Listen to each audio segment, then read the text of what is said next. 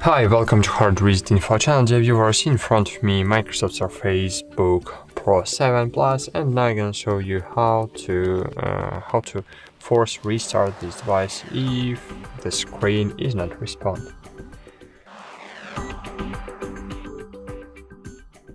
Of course, if your screen is not respond after you have damaged the screen is broken, or your device has fallen, you need to take your device to the customer service. I can't help you in this situation, but if Windows just frozen, so we need to force restart our device. To do it, we need to hold power button. So here on this side we have the power button. So we just need to press it and hold. So let's press.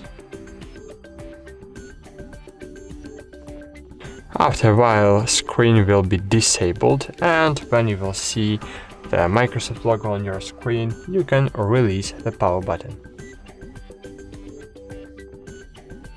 Okay, that's it. Thanks for watching. Like this video, subscribe to our channel, and bye. See you.